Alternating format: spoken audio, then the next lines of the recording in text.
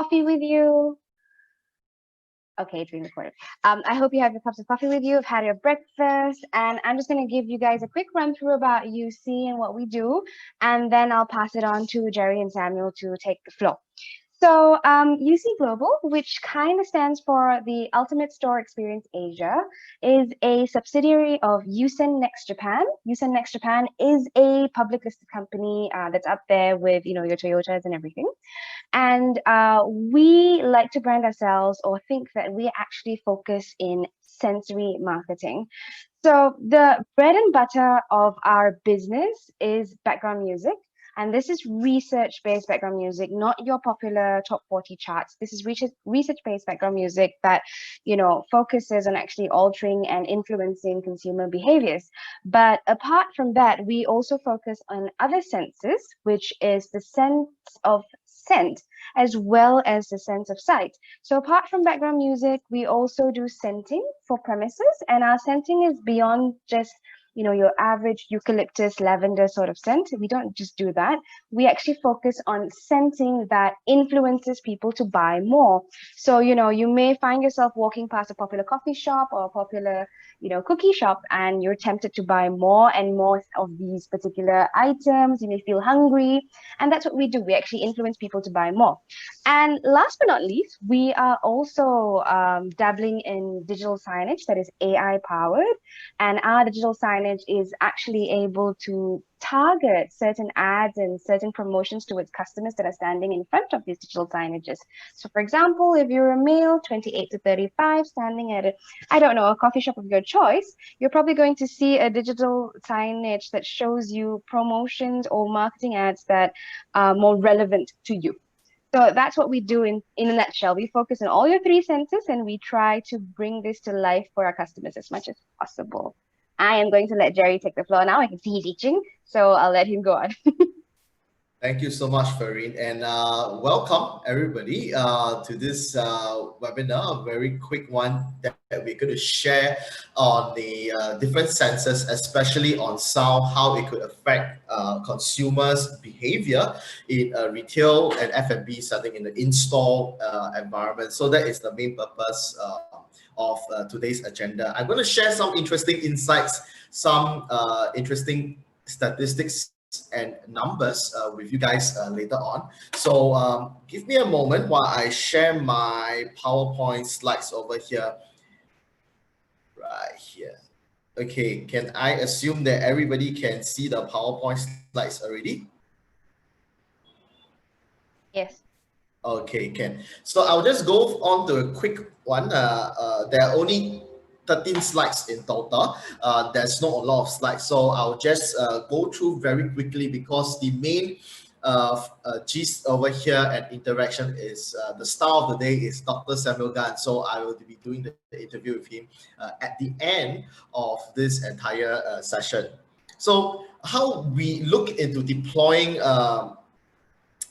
consumer psychology to win is looking at the different senses and what are the main trigger points, what are the conditioning we put in the environment from your senses of mood lighting to your digital signage from the visuals as well as the sound, the background music or BGM. How are all these different combination being scientifically proven to activate certain type of emotions and also create a certain type of perceptions in the eyes of the consumers. So I'll just like to share this thing that I saw during COVID lockdown. I heard a lot about this thing called actionism. What do actionism mean is that, as a retail manager or F&B captain, sometimes we just look at things that, I need to do certain type of decoration. I need to have certain things because other F&B or retailers are doing the same thing. Therefore, people see, people do. I'll liken this to our day-to-day life in office where your bosses, your managers, we want to see a lot of action, like you send me reports, you drop a lot of emails, you respond, even you say, okay, noted with thanks, this type of thing. There's a lot of things that have an excessive urge to show that something is done. But more often than not, we did not emphasize on actually if I were to do certain things, I were to perform certain action, is this necessarily be good towards what I want to achieve in terms of my objective? Do I have a purpose and perspective to what I want to have as an outcome? Or do I do things for the sake of doing? This is in the concept of many retailers. This is in the concept of many F&B operators out there. Just because we are doing many things, we are doing something, be it online or offline, we are being seen as taking action. But how effective are these actions? We will evaluate it later on in the upcoming few slides.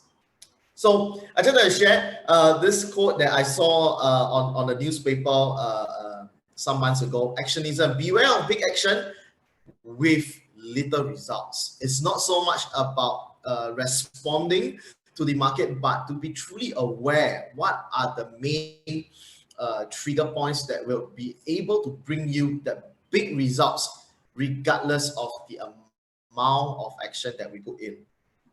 So here we are, like what Farine has shared earlier on.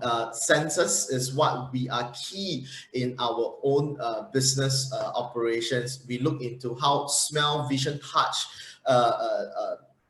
is able to give our audience within the internal compound that perception to do certain things. And this is one of the first one that I like to share over here.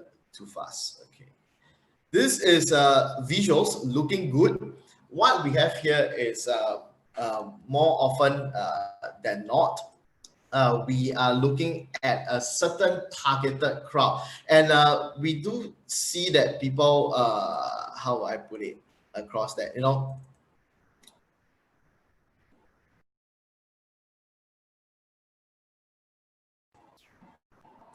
apologies, I think I just muted myself accidentally. Okay, so over here, when we look at the visuals itself, we are needing to understand who are our target markets. We are applying what we have done on the offline world to the online world, to the online world to offline, the O2O strategy is pretty much the same. You know, when we engage our marketing online on LinkedIn, or on this Facebook marketing, Instagram marketing, we very much have targeted audience. What's the age range? What's the gender? What's the position of the people that you are targeting? So including what we have in the offline world, we do this through camera analytics. It is more and more common in today's retail environment that you have digital signages, you have digital cameras, you have pinhole cameras that look at observe the surroundings within the compound itself. So within the compound itself, be it in front of a digital signage or in the environment, it is very much similar to the social media or what we term as the online world. Who is in the shop? Who is looking at the menu at that point of time? Who is looking at a certain type of clothing or retail apparel?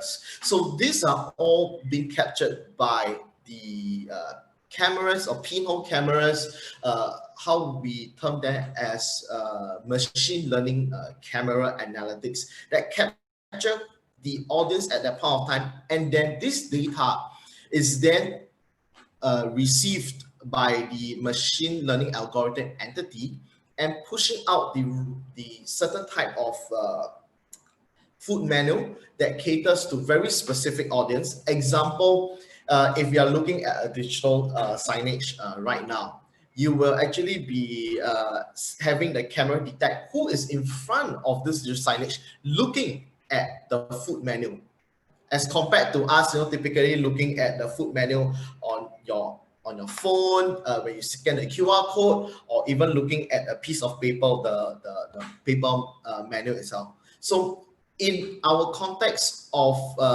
digital signage, we have cameras that look at who is looking at this menu right now, if it's a mother and child, if it's a family, if it's a group of friends, more guys, more girls, different type of menu will actually be displayed across. This is very much how we do targeting in the offline world. This is one way of doing it. So attracting the right target audience, putting in the right type of menu or food menu in front of the desired crowd itself. So you don't show. Sorry, we typically show example for ladies in front of the menu. We typically show dessert menu. We show seafood. We show salads, for example. And if we see a bunch of guys, we actually have digital signages and visuals that actually show more meaty products, more carbs kind of food, etc. So different type of audience will be presented different set of menu in front of digital signage. So that is how we look into the visuals of how artificial intelligence is able to cater this target audience within offline environment compound. Next, we go on to sound, background music, BGM. It is known that you can actually bring up more than 20% in sales with the right sound. So that goes the same as if you were to put in the wrong type of background music, or what people generally think that because it's popular music, it is something that we have heard before, and therefore it sounds familiar, and you are able to just put it because it's the safe option. It may not actually work well. And later on, Dr. Samuel Gunn will be sharing this component with us on his research scientific findings. Some of the fun facts that I have is like giving the crunch sound that gives a perception that vegetables are fresher. There are a lot of fun facts, such as if you were to know this Lay's potato chips, or a certain type of potato chips, where you bite that particular crunch sound, right? It actually gives you a perception that this is fresh, this is desirable, this is something that I want to have next. One bite after the next. So there are a lot of things in sound bites or sound effects, SFX in short, that we use in the internal environment, be it offline or even on the online marketing space, to trigger certain senses, to condition people. Example, every time a jingle is being played, it actually is associated with a certain form of promotion, or it's associated with a certain type of trigger motion. Example, one of our clients is a pretty good reference. At the end of the during the entire day itself, in one of the supermarkets in Malaysia, we actually have different time of the day that has certain type of jingle to actually promote certain type of marketing messages. And at certain time of the day, certain jingle is being heard by the cleaners, heard by the cashiers. They change shift. So when they hear something, they know that, hey, time's up, there's a shift changing. So these are some of the things that sound bites or FSX can be used in the day-to-day operations.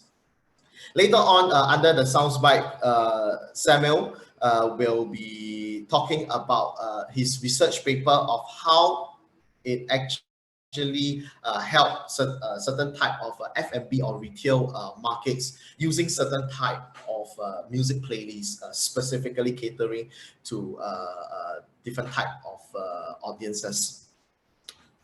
The next one I'd like to share is Scent, which is the next sense.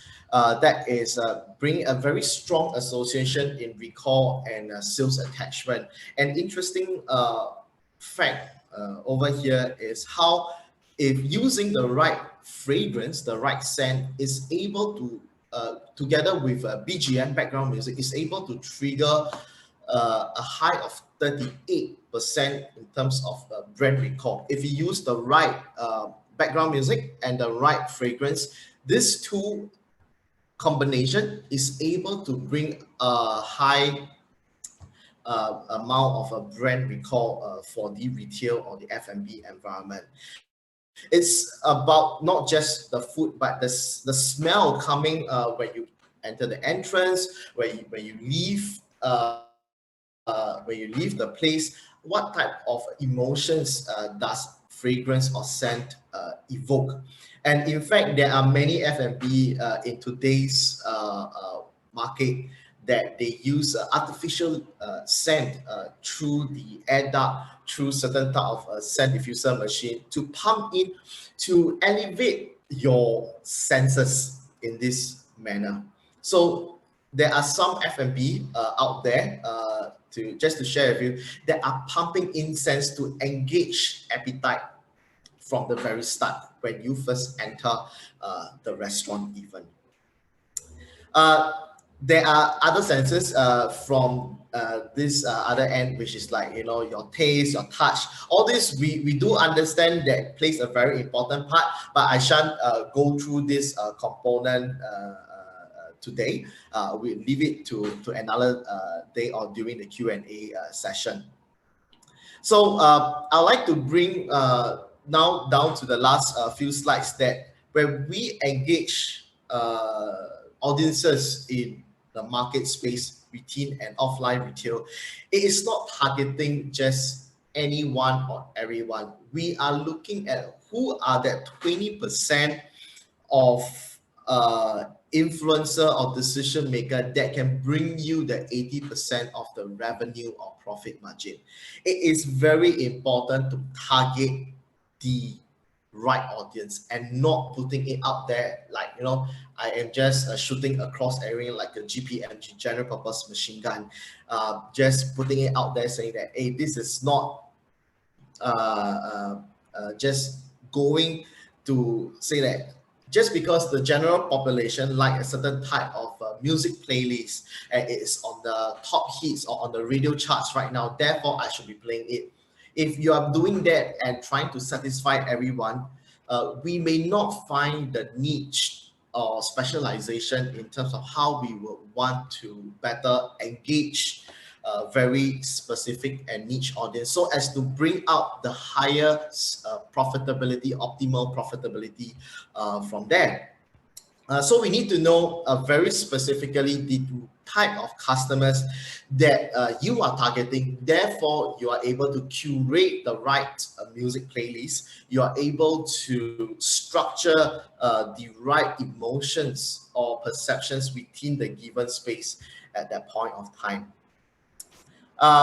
We do feel the pain right now in many business operations from the offline world, retail or F&B. We do feel the pain, but many times we ask ourselves, do we want to follow the masses? If people are playing that few songs or people are doing that certain promotions online on the e-commerce space or doing m-commerce for food, etc., are we following them for the sake of following, just like what we spoke about earlier on about actionism, doing things for the sake of just doing, or are we really knowing what our target audience want? A very niche, small, specific target audience, what they want, and when we understand truly, we are able to cater to their senses.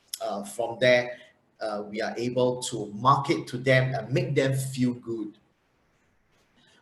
Humans, we are so predictable, we are so irrational. However, we have a lot common in patterns. We follow a lot of patterns in life, and we do note that humans, where we are predictable, you are able to actually put in a certain type of conditioning from colors to your music to your fragrance side.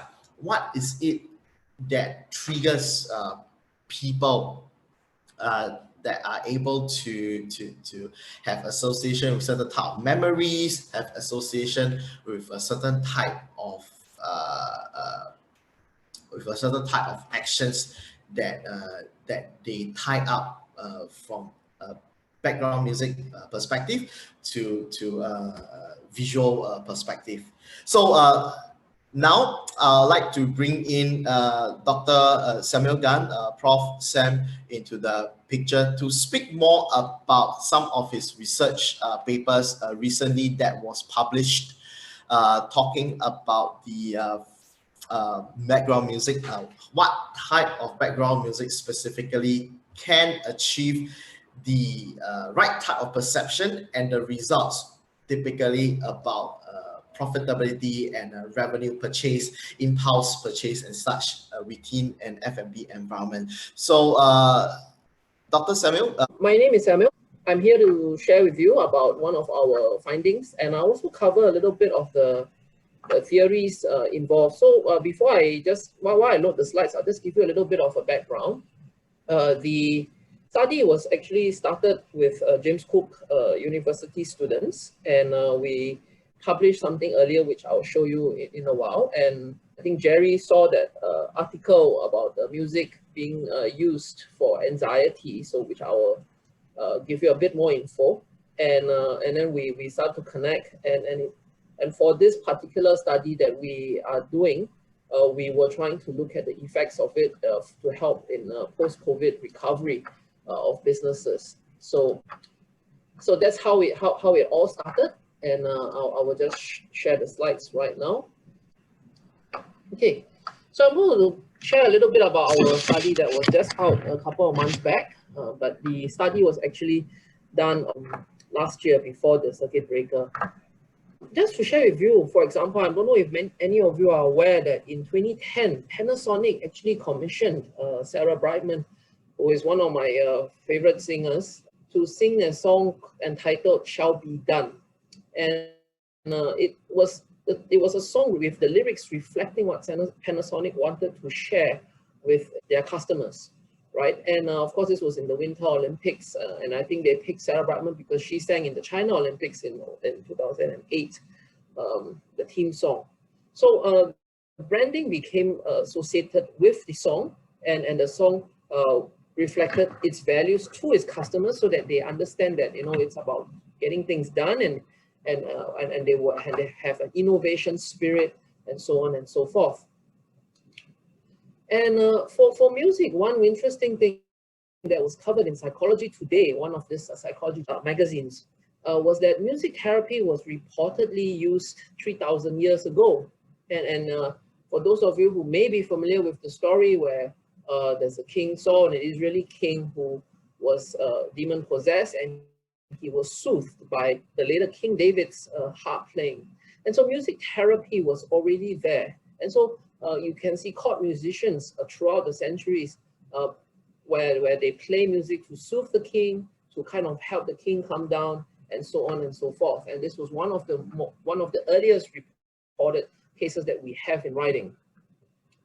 And recently there was a viral video showing that how music was used to help in dementia, right? So we have this ballerina.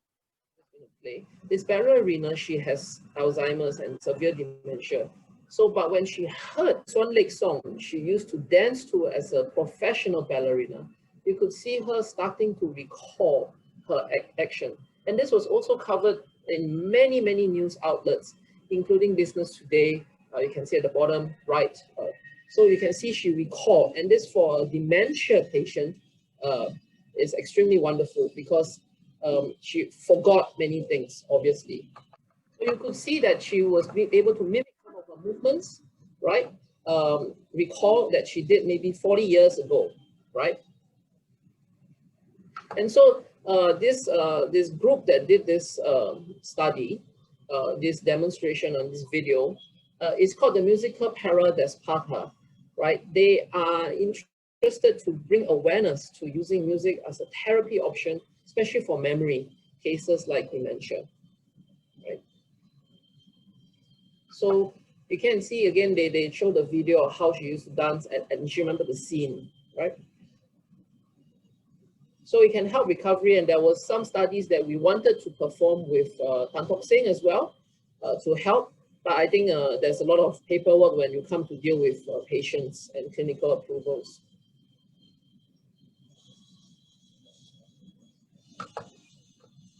So you can see the emotions come back, and you see the even though she's wheelchair bound, right? The memory is always there and it's triggered by music itself. Unfortunately, she passed away last year, but this was in 1967, you know, more than 50, 60 years ago, okay? And she could, you know, recall her emotions, right?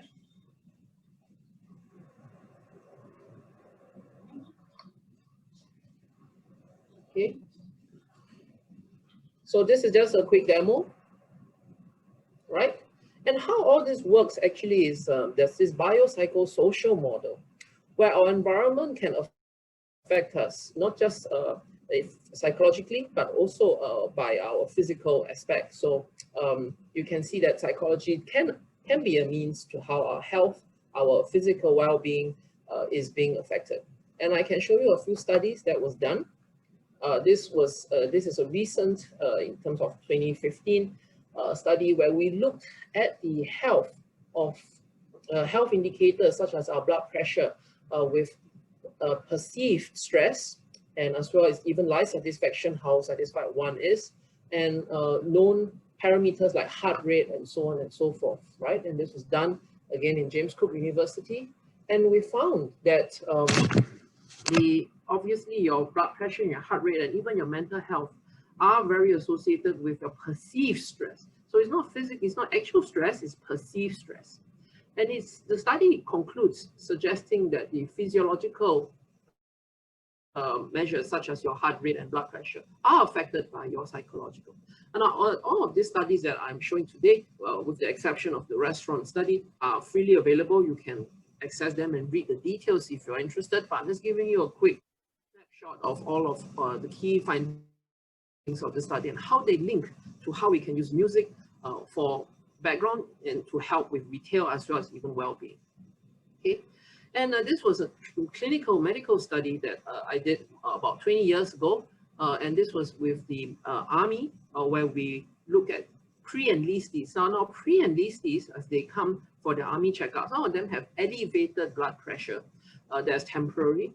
That's what we call white coat hypertension, because they have high blood pressure only when they're being measured in the clinic or in the presence of a nurse or a doctor and so on and so forth. There's some kind of psychological effect that causes the blood pressure to be high. But we did find that this is actually an intermediate state towards real hypertension, right? And so blood pressure and heart rates are very good, easy to measure parameters that we can understand from anxiety and so on and so forth. Now, there's a lot of variables, for example, family history and low socioeconomic status, and certain ethnicity are predisposed to white coat hypertension.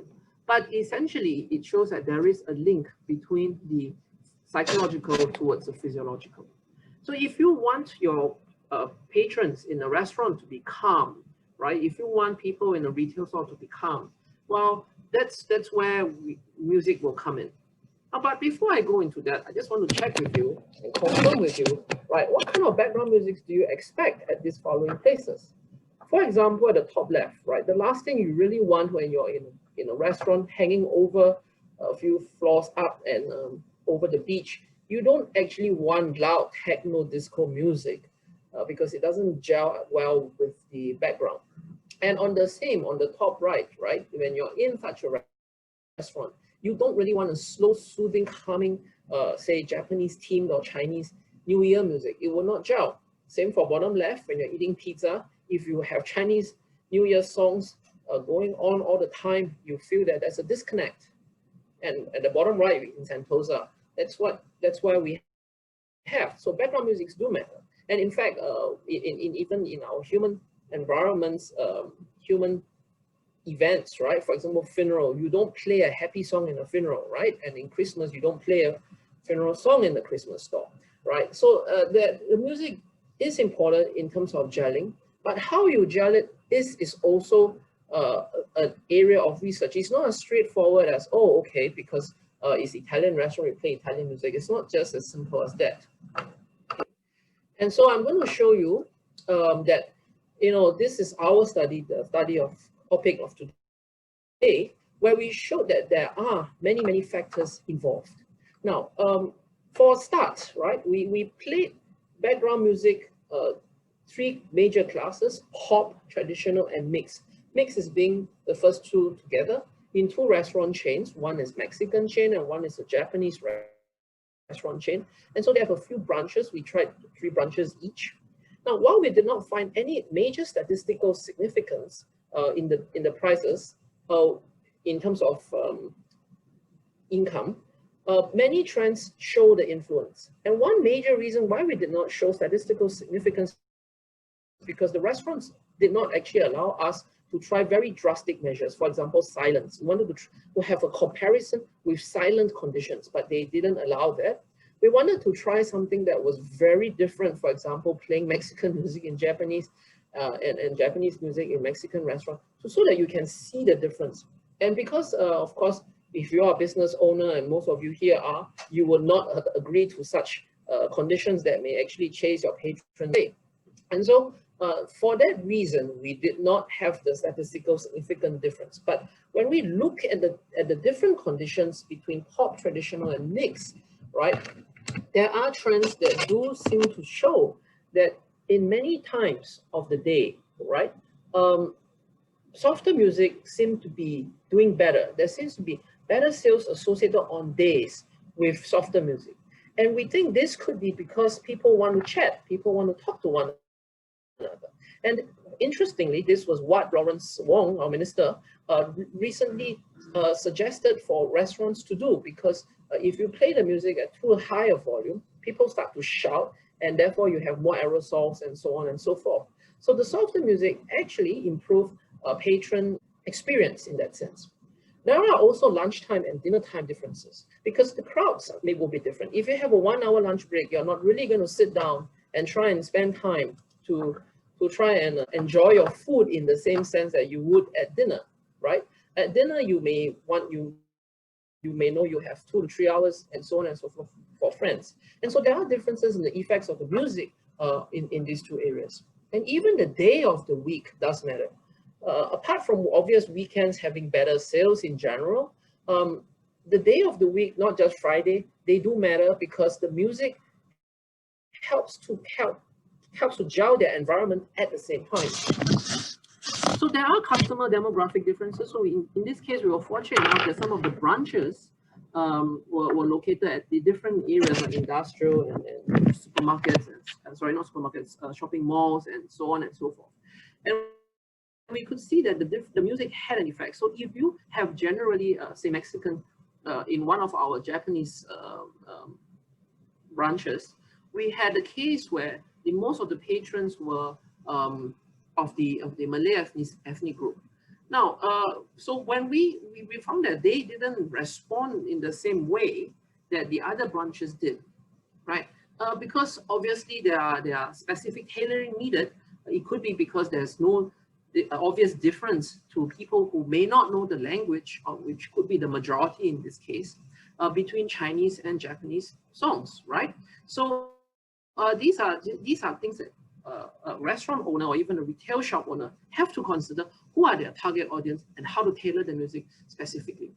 So there is not a one-size-fits-all solution because you cannot expect everyone to respond in the same way. But what you can do is go for a certain percentage of the people, of your demographic customers that would like that particular specific genre to achieve the outcomes that you want. There will be always nuances where you have people who, let's say, they broke up based on a certain song. No, and that song could be a happy song, but they always, for example, will associate bad events with that song. And so if you play it, you don't expect people who have gone through certain experiences associated with particular songs to enjoy it. So there's no one size fits all. Right, so when we look at anxiety, right, so it depends. I talked about anxiety, blood pressure, and so on. music does have a role in this, right? We did a study earlier on to look at how music can impact the anxiousness. Of course, we couldn't make people anxious without certain ethics approval. One way we did it that could be achieved was to look at mathematics and anxiousness, anxiety, and people who work on math, right? So we took students, again, this you can take a look at if you want to look at the details. They are available. We had 105 psychological students, and interestingly, we noticed that their blood pressure and heart rate increased when they're doing GCE O-level math questions, right? So just to induce the blood pressure machine to be able to find a difference from normal situations, right? And interesting, you know, they are already undergrads, but they are still anxious at doing math questions. And we confirmed, right, that the stress levels and so on were linked to it. But what was interesting was that we found that those who had around 30 minutes, 20 minutes onwards of exposure begin to feel more relaxed. But when they felt more relaxed, their blood pressure was still high. So we came up with a model that you need to have calming music for at least 30 minutes. So how does this impact the, how does this have relation with the background music? So if you are a fast food chain and people come in and out within, 10 minutes and they go away, your music is less likely to have a significant effect. But if you are fine dining, for example, where people definitely sit more than 30 minutes, your music will therefore have an effect. And the relevance of such music tweaking the anxiety levels have also been reported in pre-operative patients. So patients, before they go into an operating theater, we need to calm them down so that anesthesia will work better and faster. You can use pre-operative. That's why when you go to a clinic, you rarely hear techno and disco because the heart rate may go up because of the stimulative music. So this is a bit slightly relevant only for those who, for example, have student populations, right? Like Starbucks and so on, when they come to your establishment and they listen to music while studying. And of course, many of them have their own headphones and so on and so forth. But we did this study really because there was a huge argument between many people that we know, between them and their kids, because they say, well, if you want to study, you study. Why do you blast loud music in the background? Will it affect your studies and so on and so forth, right? Even teachers and so on and so forth. So we actually did do a study, and I'd like to mention again that all the studies that we've done are on Singapore context, right? So that we are not simply importing some findings done in US or Europe or wherever. This was done with our local population because our local population are unique, right? We are multicultural. We have different food preferences. We have different music preferences. We can listen to both Japanese J-pop, K-pop, as well as the billboards, from both the East and the West. And so when we looked at this effect, right, we took again 165 psychological undergraduates. We looked at arithmetic, reading comprehension, and word memory, familiar music, and even foreign language music. So we found that when you're familiar with the music, it actually helped with word memory. So in the same way, if you recall the video I showed you earlier on where the Swan Lake song helped the Alzheimer's ballerina patient recall some of her actions. It's the same thing, because when you are familiar with the music, you will remember certain things that you were doing while you are playing the music. And that could even be word memory, actions, and so on and so forth. Now, we did not find language having an effect, whether is it first language or unfamiliar language music, to have any effect compared to no music. And so these also have implications on background music in workplaces, during study and during tasks. While we did find that fine, by all means, go and listen to music, right? But there are also other studies that found that for creative tasks, it's best to be silent. So you see, it depends, right? If you are an art retail shop, right, and you want your customers to be able to do very well in their art for creative, you might want to pick silence. Or let's say if you want to sell more of a certain product, you might want to have very distracting music so they don't perform so well, so they'll buy the kit home and use it. It depends on how you want to position your background music, but of this is not a, yes or no, it's not binary in that sense. It has some mild effects, and collectively, together with what Jerry showed about the overall environment, you can tailor to your purpose of your business. So the last study, I'm just going to put some relevance because we are talking about food establishments. We did a study on dietary practices, dietary quality, as well as perceived stress, and even religion, because religion can dictate what kind of food you take, right? And in some ways, you're forbidden to take certain kinds of food based on the religion restrictions, and as well as gender, right?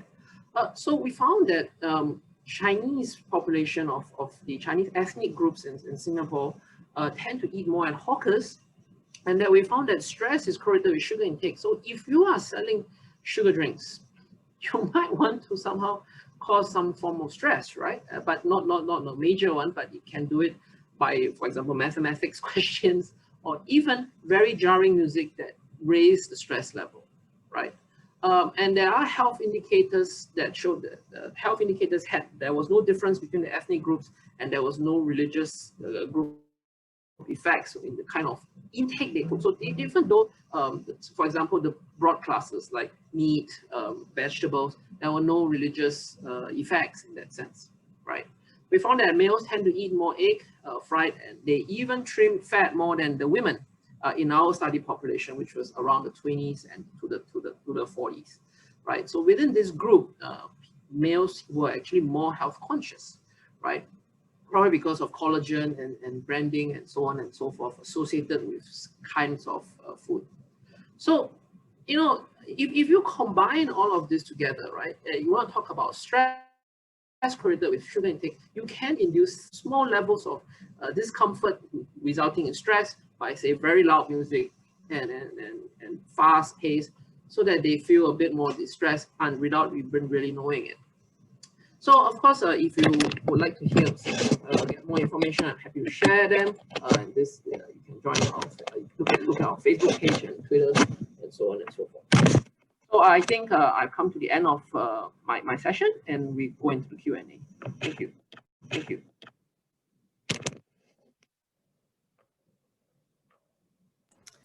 So at this point of time, anyone have any questions, you can unmute your mic. You can ask the questions. Otherwise, you may wish to type out in the Zoom group chat that you can see on your right-hand side.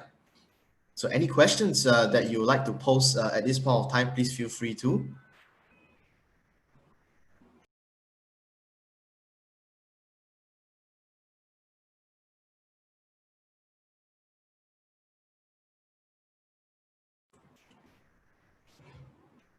Anybody have any questions that you would love to ask Dr. Samuel Gan or myself based on what we have shared earlier on the sensory marketing routine internal compound, especially when it comes to background music? Please feel free to just fire off any questions.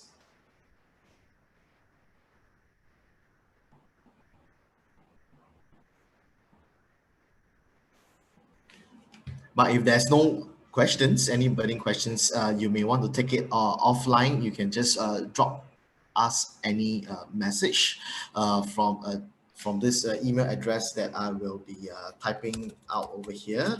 And Samuel, you can also actually type out your email address on the group chat area, so that if there's any queries directed to any one of us, they can reach us personally.